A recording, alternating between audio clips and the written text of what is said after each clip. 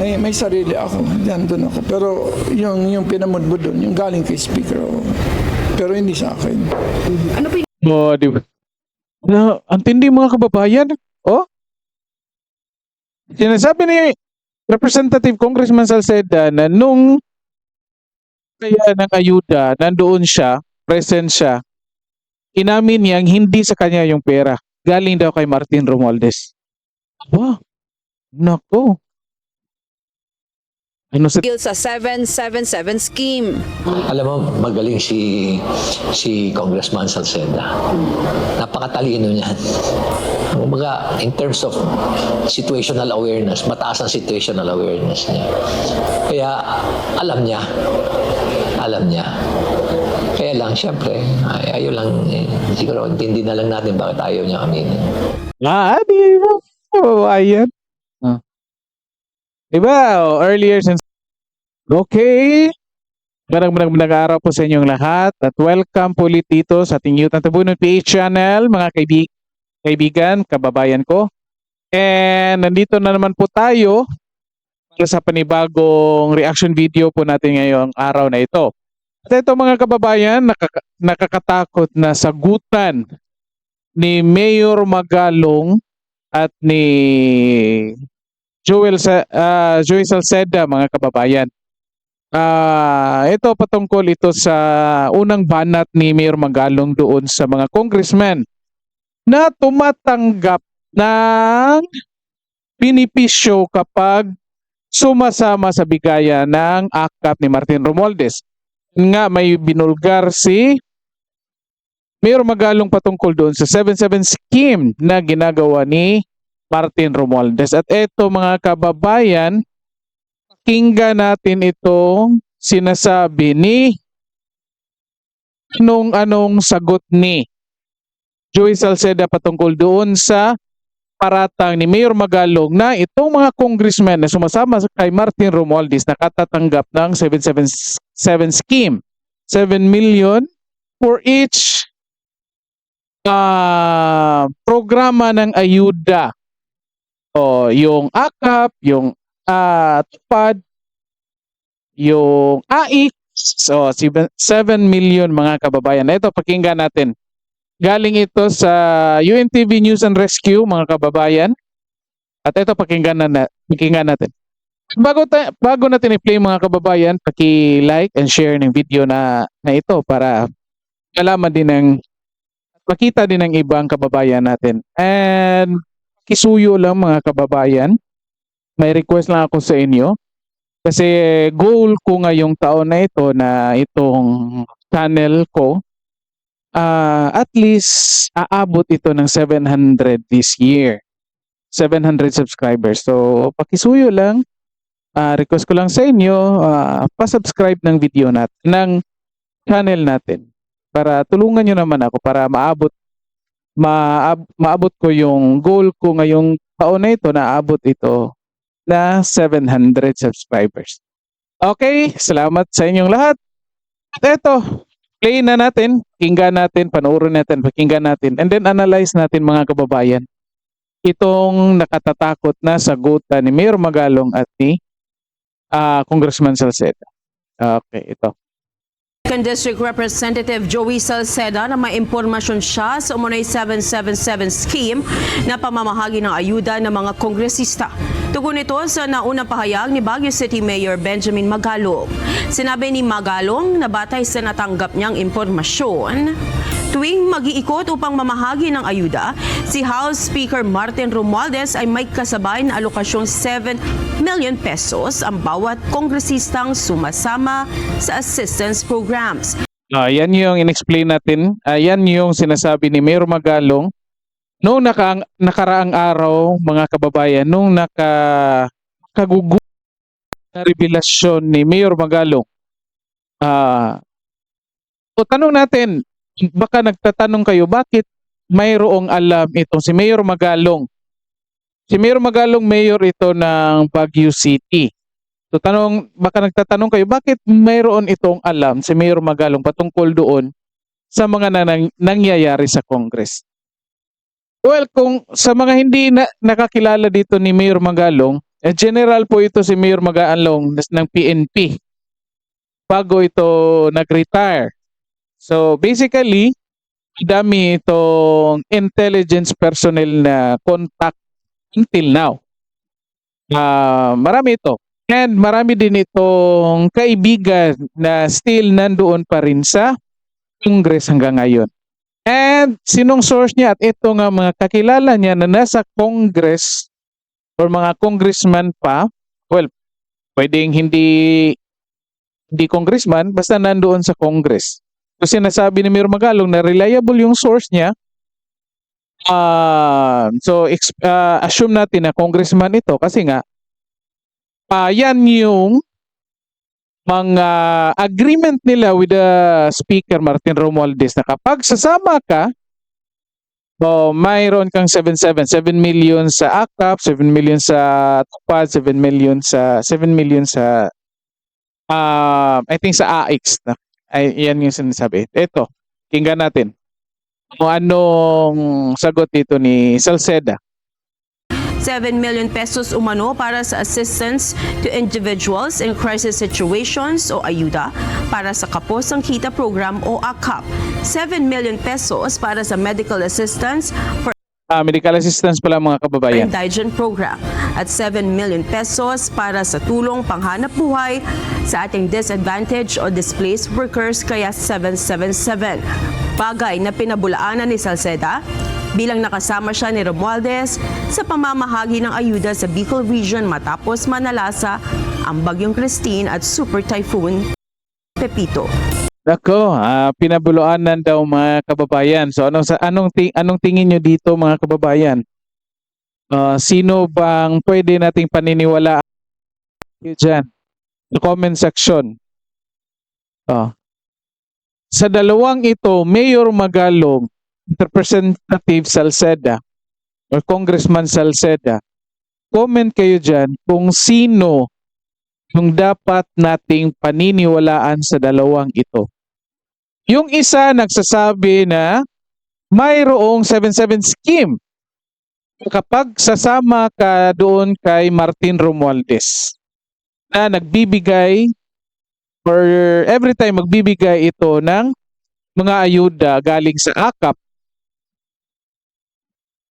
Okay? So, and then, nung sinabi ni Mayor Magalong, pinabuloan na naman ni Representative or Congressman Salceda. So again, comment kayo dyan kung sino ang paniniwalaan natin and then lagyan niyo na rin niyang explanation kung bakit yan yung taong pinili niyo na dapat nating paniniwalaan. Ito, pagpatuloy natin. Nako, inubo pa yung report. May sarili ako, nandun ako. Pero yung pinamudbud doon, yung galing kay Speaker, pero hindi sa akin. Ano po Di ba? Ang tindi mga kababayan. Sinasabi ni Representative Congressman Salceda na nung kaya ng ayuda, nandoon siya, present siya, inamin niyang hindi sa kanya yung pera. Galing daw kay Martin Romualdez. Nako. Ano sa tingin nyo dito mga kababayan? Comment kayo dyan. Pera daw ni Martin Romualdez yung pinamudmud niya nung pumunta siya sa district ni Representative Salceda. Pera daw yun niya ha? Yun yung sabi ni Salceda. Ito, ulitin natin. Para klaro. Ano po yung galing kay Speaker? Inulit pa na. Tinanong pa ito. Ano po yung galing kay Speaker? Yung pinamudbud doon, yung galing kay Speaker, pero hindi sa akin. Galing kay hindi rin niya sinabi na galing yan sa DSWD. Hindi rin sinasabi na galing yan sa pera ng gobyerno. Yung pinamudbud hindi sinasabi na galing yan sa emergency funds ng distrito ni Congressman Salceda. Diretsahan itong sinasabi ni Congressman Salceda na galing ito kay Martin Romualdez. Pera ito ni Martin Romualdez. Comment kayo dyan mga kababayan. Ganito ba talaga kabait? Di ba? Di ba? Mabait daw. Oh. Ganito ba talaga kabait? Nakabuting tao si Martin Romualdez na kahit hindi niya distrito yung sinalanta ng bagyo, pinuntahan niya, ginagamit yung sariling pera niya at nagbigay siya ng ayuda doon. Wow, di ba? O palakpakan natin mga kababayan. Oh, hindi ko alam kung naka-capture itong dito sa video natin itong sound effects ko na palakpakan, basta ito. Napapakinggan ko dito sa monitor ko. Palakpakan. Di ba mga kaibigan? Oh, well, kailangan nyo. Hindi taga dyan si Martin Romualdez. Pumunta siya dahil ginagamit yung sariling pera niya. Comment kayo dyan mga kababayan. Anong tingin nyo dito? Oh. Ano kaya ang nasa isip ni Martin Romualdez na nagbibigay ng ayuda galing sa kanyang sariling pera doon sa mga taong hindi man distrito niya? Well, to ba talagang mayroong good heart itong si Martin Romualdez mga kababayan? Comment kayo dyan. O baka, kayo na patuloy sa ibang baka mga kababayan. Comment kayo dyan. Ano kayang nakikita nyo dito na goal sa ginagawa ni Martin Romualdez? Again, yung issue natin dito, yung sinasabi ni Congressman Salceda na yung perang ipinamamahagi ni Martin Romualdez hindi galing sa gobyerno, hindi galing sa kanya, galing kay Salceda, hindi galing sa DSWD, yet galing kay Martin Romualdez. Ang sobrang yaman talaga ni Martin Romualdez mga kababayan.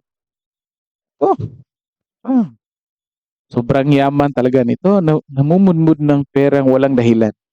Well, baka nga, kasi nga naman, nasalanta ng bagyo. Kahit sino, tumutulong naman. Diba? Ito, pagpatuloy na. Ano po yung galing kay Speaker? Siyempre, yung bigas, tapos yung basically, yung niya. Ako, nag-iisip pa kung anong sasabihin. Iniisip ano kaya? Baka magkamali ako dito, di ba? Iisipan niya kung sabihin ko kayang pera. Hindi kaya iisipin nila noong nako, baka namumudmud, baka na gagamitin ito parang vote buying. Di ba mga kababayan? Palakpakan naman. Palakpakan. Ang tindi talaga ni Martin Romualdez, no? Grabe talaga si Martin Romualdez. Okay. Well, pagpatuloy natin. Kita nyo naman sa TV, di ba? Sir, pero yung 7 Pero eksakto naman kasi yun na galing pa lang kami Hindi. Ulitin natin. Napupusan. galing pa lang kami kay Christine, Typhoon Christine. So, galing pa lang kami kay Christine, Typhoon. Sir, pero yung 7 Pero eksakto naman kasi yun na Nasaan na yun Nawala tuloy ito. kita nyo naman sa TV, di ba? Sir, pero yung 7 Di ba hindi talaga inamin, hindi niya talaga sinabi na pera talaga yung pinamudmud ni Martin Romualdez. Sinabi na, di ba? Antindi talaga dito. Hindi naman talaga dito ni Salceda. Safe din di ba? Ito, pagpatuloy natin. Pero eksakto naman kasi yun na galing pa lang kami kay Christine, Typhoon Christine. Walang problema naman yun, sir. Okay lang naman yun. Anyway, galing naman sa pera yun ni Martin Romualdez. So, yung sa amin lang, Martin Romualdez kasi kahit galing sa pera niya, personal na money niya, tumutulong siya sa mga taong bayan natin, lalo na sa mga nasalanta na Bagyong Christine, di ba? Namimigay ng pera, namimigay ng bigas, di ba? So, ang tindi nito. Ito, pagpatuloy natin. Again, comment kayo dyan mga kababayan. Anong nakikita nyo dito? Nasa, So, talagang kailangan po na tulungan yung mga tao. So, timing naman na nandun si Speaker. ba? Timing lang pala yun. Aksidente lang palang nangyari. Nandoon si speaker ng time ng bagyo. Kaya, ng pera at bigas. Ang galing naman talaga ni speaker, mga kababayan. Ay, sorry, mali pa yun. Oh, palakpakan. Oh. Palakpakan, mga kababayan. Pumalakpak naman kayo dyan sa comment section natin, mga kababayan. Ang galing naman ni speaker talaga. Ay nyo, timing lang. Aksidente lang nandoon siya sa... Saan ba to si Sir Salceda? Comment kayo dyan. Na-timing lang na nandoon siya. At yun nga, may bagyo na mimigay ng ayuda, mga kababayan. Ang tindi nito. Palakpakan. Oh! Pagpatuloy. Kuha raw po yung per Congress man ng Hindi ko alam. AKAP, Sa totoo lang yung 777, hindi ko alam yun. No, hindi daw niya alam, mga kababayan. So again, tanong natin ulit. Sino, comment niyo dyan, sino sa dalawang ito ang papaniniwalaan natin? Itong isa, nagsasabi na mayroong 7-7 scheme. Itong isa, sinasabing hindi niya alam. Well, basically, alam niya or sa hindi naman niya dininay. Diba? Hindi niya naman sinasabi na, no, hindi yan totoo, walang ganyan na, di ba? Ay yung sinasabi niya, hindi ko alam yan. Di ba? Mga kababayan. Di ba? Anong pagkaibahan nun? Ang pagkaibahan nun, pag sinasabi mong, walang ganyang nangyayari. At least ikaw sigurado ka na wala talagang nangyayari. Na ganyanan. Pag sinasabi mong, hindi ko alam yan. B,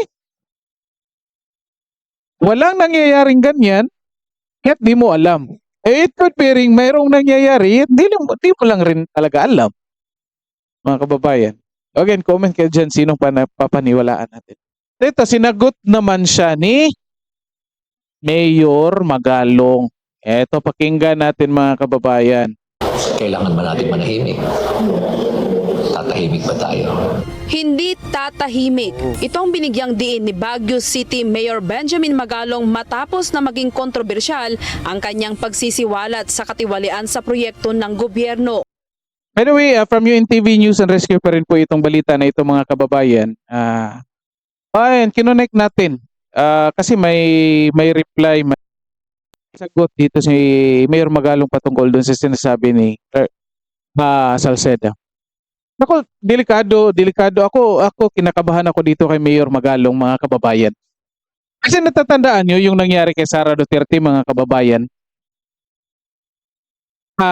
Di ba natatandaan nyo?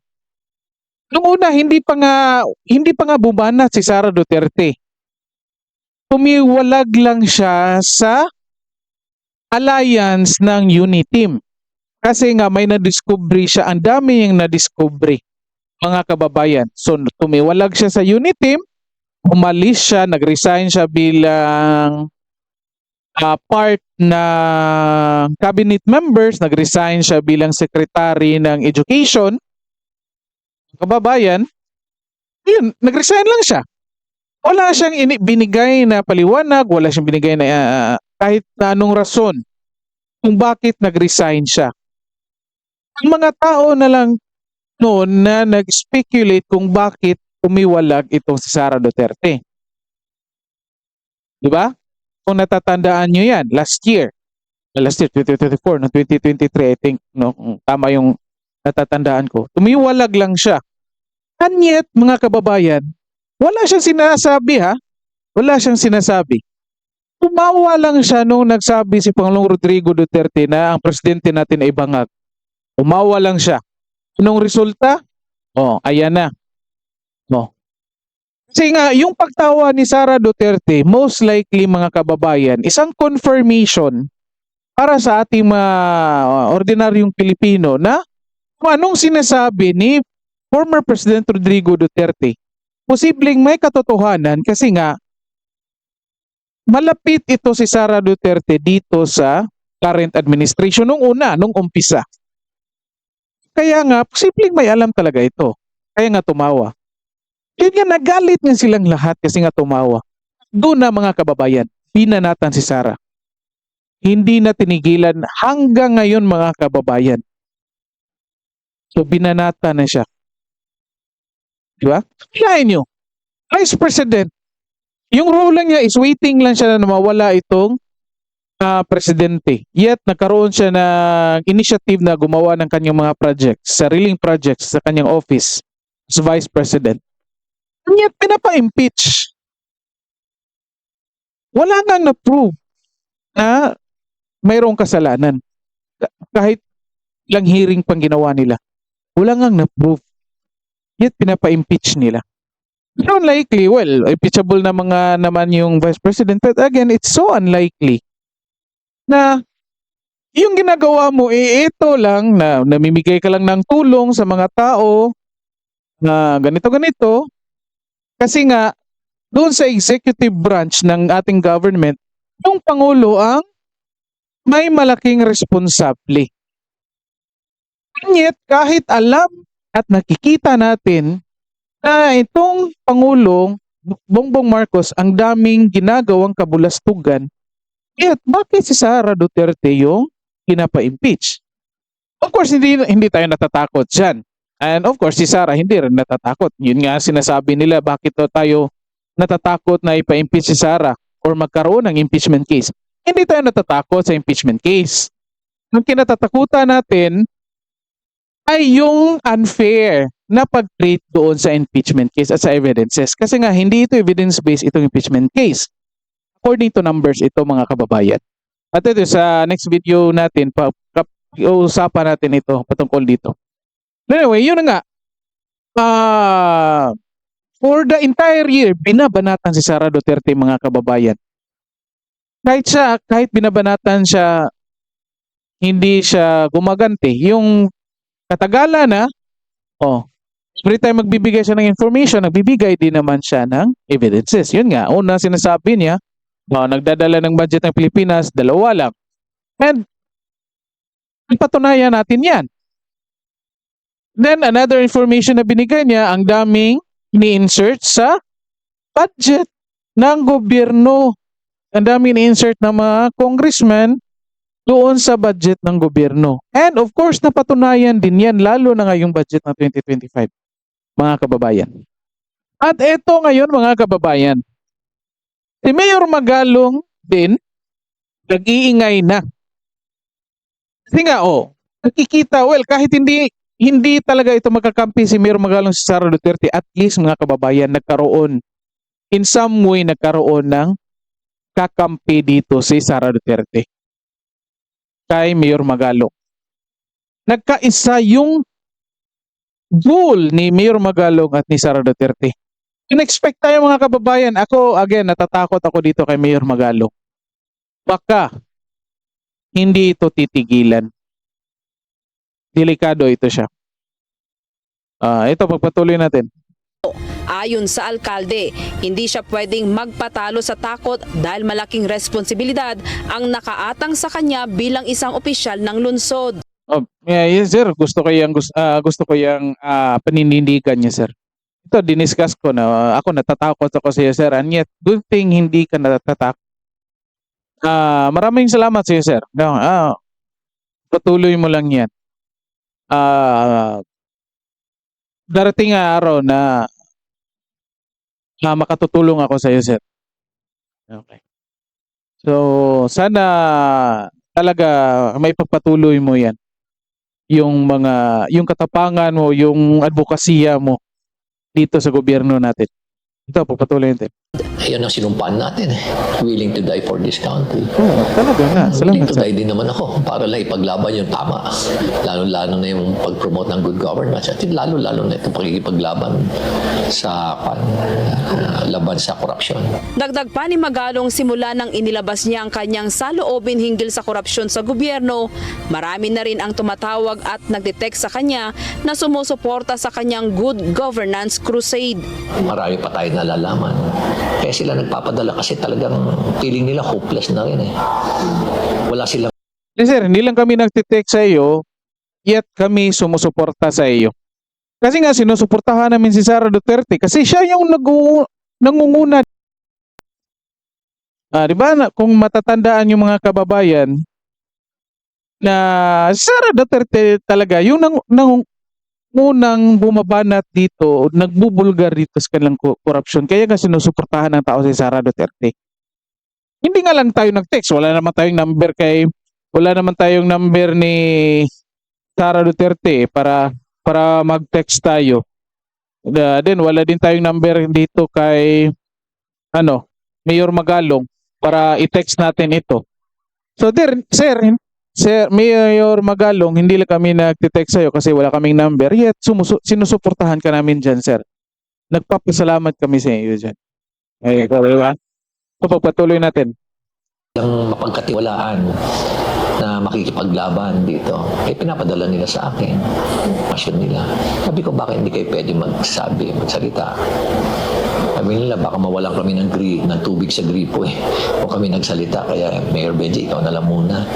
Ikinatuwa naman ng alkalde ang sinasabi ni Senator Sherwin Gatchalian na hindi na dapat kasama ang mga politiko sa pamamigay ng ayuda. Naku, si Gatchalian pumapasok mga kababayan. Ako honestly mga kababayan, wala talaga akong tiwala dito kay yan. Okay. Comment kayo dyan kung ano masasabi nyo dito kay Sherwin Gatchalian.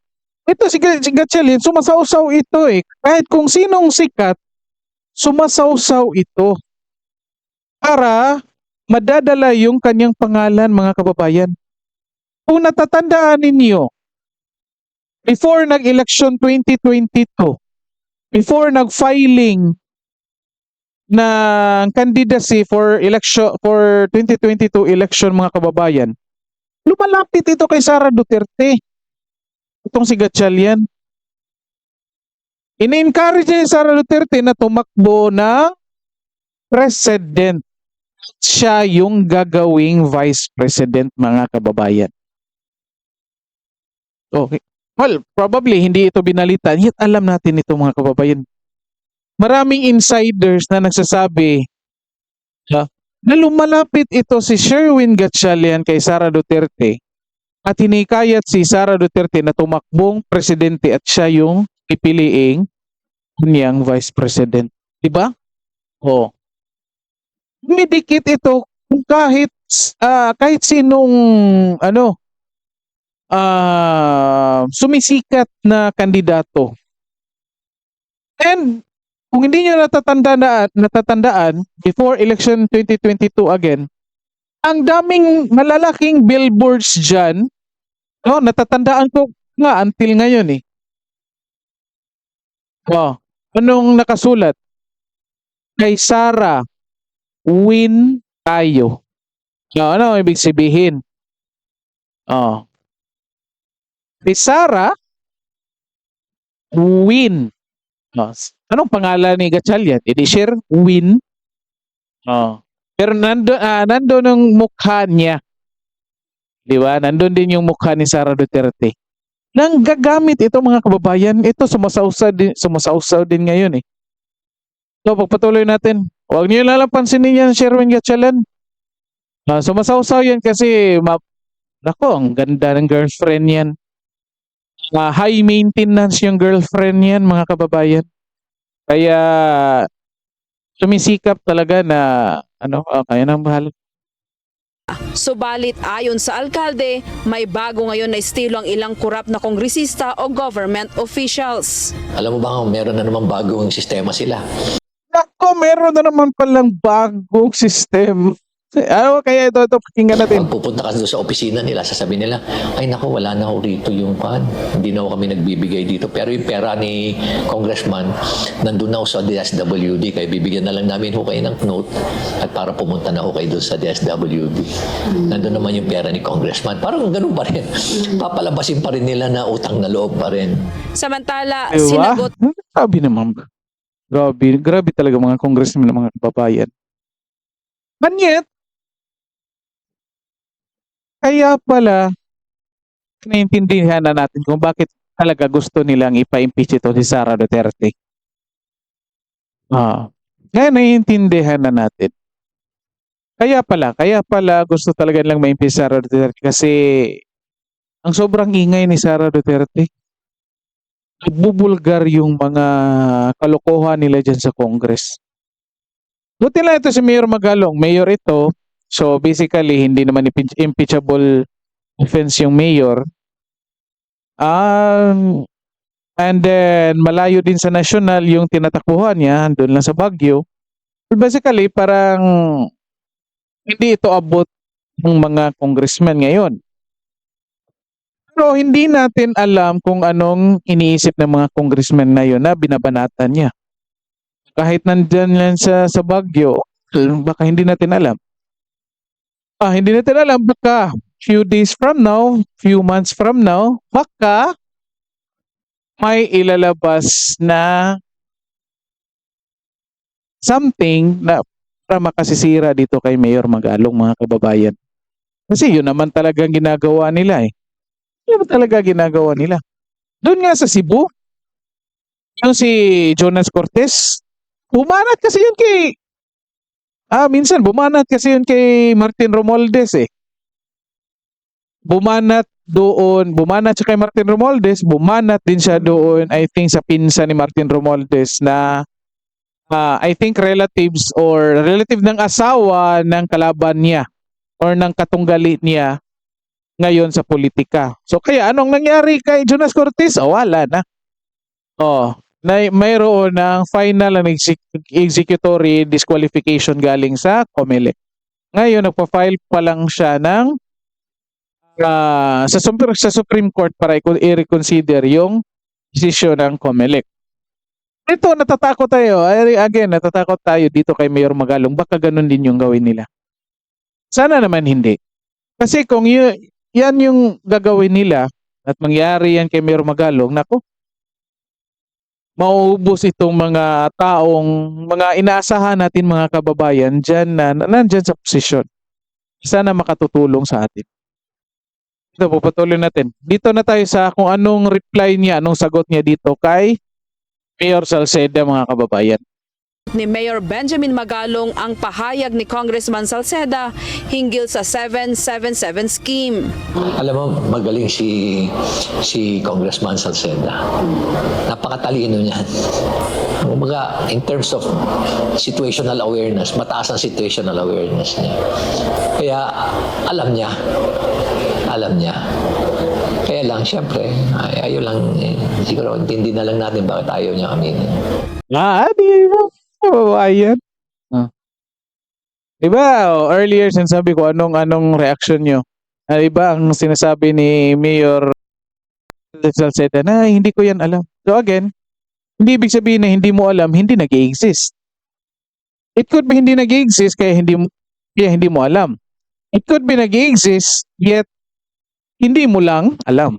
Diba mga kababayan? At ito na nga, sinasabi ni Mayor Magalong, ito magaling ito si Mayor Salceda. Kasi pwede mo namang sabihin kung talagang walang nangyayaring ganyan, pwede mo naman talaga sabihin na, well, hindi yan totoo, walang nangyayaring ganyan. Yet, anong sabi niya? Hindi ko alam yan. Kasi natatakot siya na baka kapag merong na-prove ng ganyang kalakaran, babalikan si Congressman Salceda na sasabihin na nagsisinungaling ka. Sinasabi mo na walang nangyayaring ganyan, yet mayroon talaga. No, bakit yung ibang mga congressmen na nakasama, bakit hindi tinanong? Itong mga mainstream media, tanongin nyo naman iba. Sila Luis Tro, Sinagarin. O, yan yung mga sumasama. Nagsisigaw pa yan eh. O, tanong, alisin ba ang akap? O, sumisigaw yan. Wow! Wow! Diba mga kababayan? Nagsisigaw yan. O, comment kayo dyan mga kababayan kung anong sa tingin niyo dito. Dito na lang po muna tayo and paki-like and share ng video natin, and then yung sa request ko mga kababayan, yung isuyo ko na sana matulungan niyo ako na umabot tayo ng 700 subscribers ngayong 2025. Maraming salamat po sa lahat at magandang araw sa inyo.